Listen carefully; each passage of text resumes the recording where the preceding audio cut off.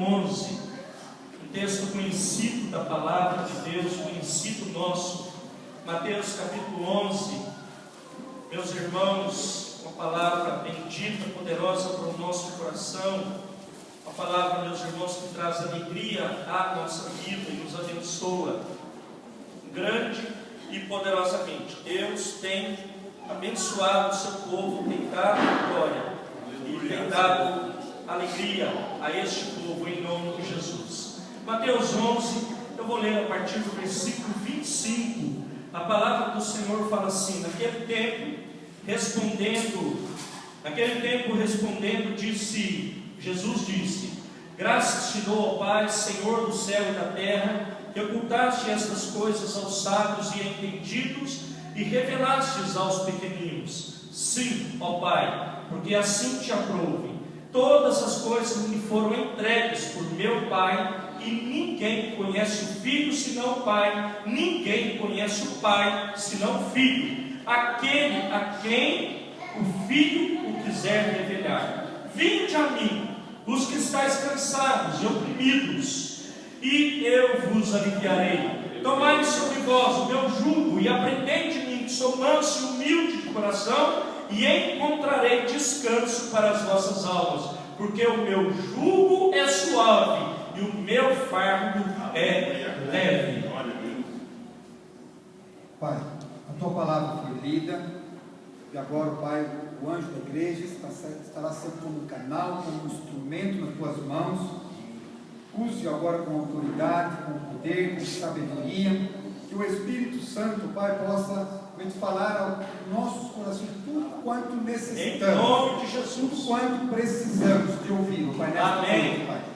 Molda-nos, estamos com um vaso nas tuas mãos, oh Deus, em nome de Jesus, para ser quebrado, pronto para ser mudado, Pai, fala, pronto para ser transformado, a vitória. Assim faça conosco, Pai, aquilo que aprove o Senhor fazer, para a glória do teu nome. Aleluia. Em nome de Jesus. Amém. Amém. Glória a Deus. Amém. A igreja pode se sentar. Quero louvar a Deus aí pela vida do Júnior, da Ivete, amados irmãos em Cristo. Hoje trazendo a Beatriz. Quem conheceu ela pequena, bem, agora quem conheceu, ela já cresceu e vai continuar crescendo para a glória de Deus. Louvado seja o nome do Senhor pela vida dos amados irmãos. Deus seja louvado. Meus amados, uma palavra bendita, poderosa e já por ela mesma falada ao nosso coração. Nós não precisamos nem de muitas coisas, de uma grande revelação para entendermos aquilo que o Senhor quer nos falar aqui nesta noite em nome de Jesus Cristo. Meus amados, hoje pela manhã, na hora que fizemos lá uma pequena oração, uma pequena palavra,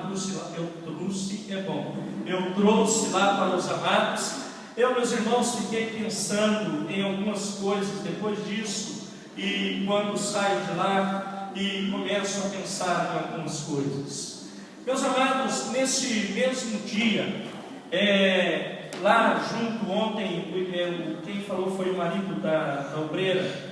Ele me deu uma notícia de um casal de jovens que sofreu um acidente, salvo engano, a semana passada. A moça saiu do carro, saiu já no acidente ali, aí ela foi atropelada, dilacerou a moça, a urna foi lacrada. Vocês devem ter ouvido isso no noticiário aqui da cidade. Não, parece que não eram daqui, moram aqui, mas não são da cidade de Indaiatuba. E o rapaz foi internado em estado muito grave, ficou em coma. E aí essa semana, em uma das fazendas que eu estava trabalhando, eles me falaram desse acidente e comentou que esse moço estava com morte cerebral, já decretada pelos médicos. Aí ontem me falaram, não, o rapaz não suportou, ele estava do lado do pai da obreira, então por isso essas notícias estão assim. Mas enfim, eles, meus irmãos, saíram possivelmente de uma festa, alguma coisa assim, tinham bebido e, salvo engano, bastante, falaram lá para mim, e não aqui, nada, eles foram lá na fazenda, e aí capotaram com o carro, e a menina saiu do carro, veio morrer, agora morreu o rapaz. E lá, meus irmãos, dentro do carro, tinha um menino que não aconteceu lá, daí um outro, o quarto elemento, ele ia embarcar no carro, né, lá hoje, Ele ia embarcar no carro e uma pessoa disse assim para ele: não entra nesse carro e vem comigo no meu carro. Ele embarcou em outro carro. Então será que Deus está no controle não da vida desse? Sim. Meus irmãos, mas o que eu quero dizer com isso, fazendo aqui uma introdução da palavra de Deus, que é o que o Senhor quer falar às nossas vidas, não quero falar dessa tragédia, não sei nada, só queria fazer esse comentário, é uma tragédia. Meus irmãos, um desastre desta monta. Meus irmãos, perguntem então se duas pessoas jovens ainda, porque meus irmãos, eles não foram refugiar naquele, meus irmãos, que um dia até, meus irmãos, com um olhar de misericórdia, de graça e de amor, ele olha para a nossa vida, olha para mim, para você, e olha, meus irmãos, para a humanidade, olha para a sociedade a qual estamos inseridos, e o próprio Jesus, ele disse: vinde a mim, os que estáis cansados e oprimidos, e eu vos aliviarei. Meus irmãos, ele vem então e tira de sobre nossa vida todo o peso. Ele tira, meus irmãos, de todo o peso da acusação, ele tira todo o peso da malignidade, ele tira todo o peso do pecado, ele tira todo o peso das injustiças, ele tira tudo, meus irmãos, que muitas vezes vai nos colocando para baixo. O porquê, meus irmãos, que a maioria das pessoas que não estão na igreja, não estão no caminho do Senhor, eles têm que buscar refúgio ali, buscar aqui, buscar acolá, buscar alguma coisa para preencher um vazio da tua alma, um vazio do teu coração, um vazio da tua vida, que o único que pode preencher é Jesus de Nazaré, que veio, morreu, entregou a sua vida por mim, por ti, morreu para que nós pudéssemos ser livres, meus irmãos, desta obra. Aqui, meus irmãos, o próprio Jesus fala assim: tomai sobre vós o meu jugo. Jugo, meus irmãos, eu penso que a maioria sabe, é como se fosse quem conhece, né, canga de boi. Quando você coloca em dois bois, um do lado do outro, aquilo é jugo. Aí ele fala assim: vinde e tomai sobre vós o meu jugo e aprendei de mim, que sou manso e humilde de coração, e encontrareis descanso para as vossas almas. Meus queridos, esta resposta que a igreja, meus irmãos, já tem há mais de 2000 anos atrás, que a igreja, meus irmãos, já foi alcançada nesta porção, que você, sua casa, sua família, já foi alcançada nessa porção. Meus irmãos, é o que as pessoas têm procurado e não têm encontrado, e não têm, meus irmãos, achado esta bênção que é, meu querido, isso que o Senhor está falando para a nossa vida. Então, meus irmãos, quem vem a Jesus, ele torna-se o seu servo, ele faz a vontade dele, faz a vontade do Senhor. E o que o Senhor faz?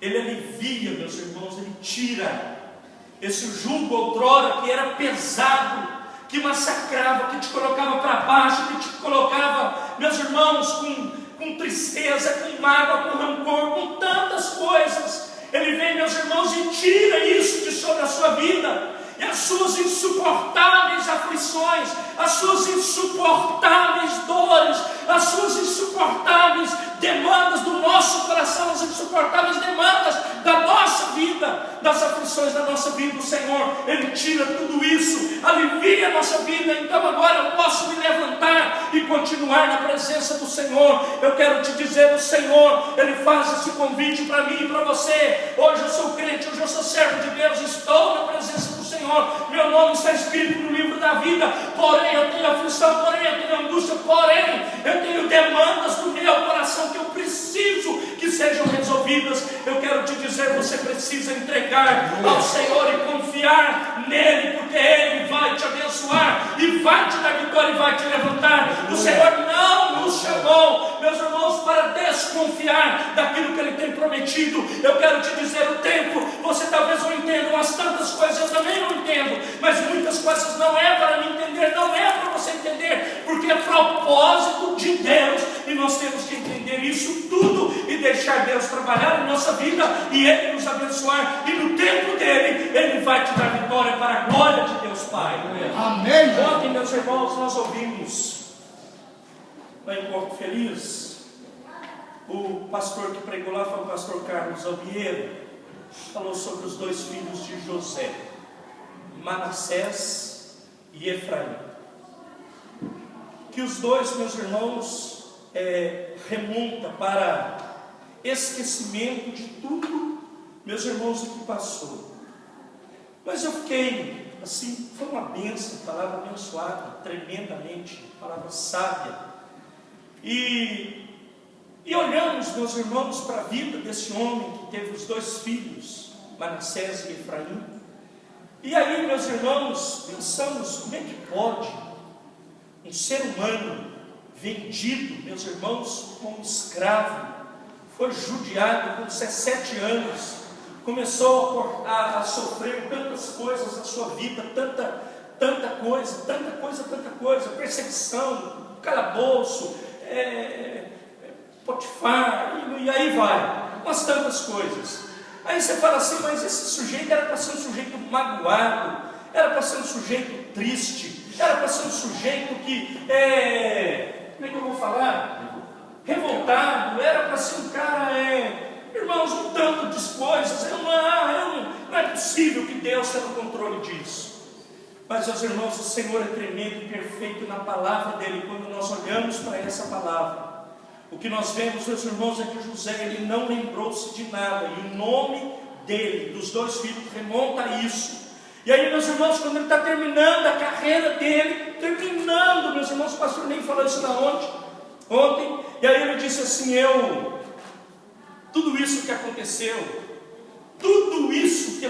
comigo, com a minha família, com meu pai, com os meus irmãos, tudo isso que aconteceu, tinha um propósito, que a nossa geração, a nossa posteridade, ela fosse para frente. Querido, às vezes você não está entendendo umas tantas coisas que estão acontecendo com você, mas não é possível, de novo, nós falamos isso. Mas, querido, José não entende isso e fala assim, eu sei que o que Deus faz é perfeito. Amado, queridos irmãos, eu quero te dizer que o que Deus faz é perfeito. Eu não posso, meus irmãos, questionar o tempo de Deus. Eu tenho que entrar, meus irmãos, nesta porção da presença do Senhor e deixar Ele operar a minha vida, Ele abençoar a minha vida, Ele tocar a minha vida, a minha alma e me dar vitória. Eu não posso olhar para as circunstâncias, eu tenho que olhar para Jesus, que é o autor e o consumador da minha vida, e que diz, vinde a mim, eu te alivio, eu tiro de você o peso, a dor, eu tiro tudo, e eu te abençoo. Querido, eu quero te dizer, a cada dia, eu posso cair, eu posso isso, eu posso aquilo,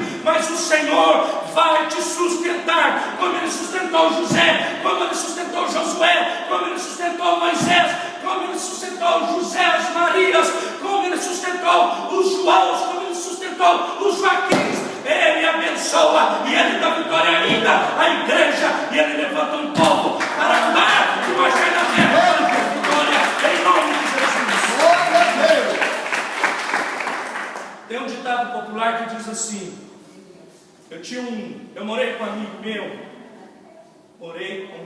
meu, e ele era desconfiado demais da conta. Aí ele falava assim, eu durmo com o olho aberto e o olho fechado. Eu estou querendo saber, eu nem sei como é que é isso. Como é que o cara dorme com o olho fechado e o outro aberto? É só ele para explicar isso. Agora eu não sei onde ele está, mas eu devia perguntar. Outra hora eu falava que tinha que dormir com a cabeça virada para o rio. O jeito que o rio desce é a minha cabeça. Bicho atrapalhado. E aí, meus irmãos,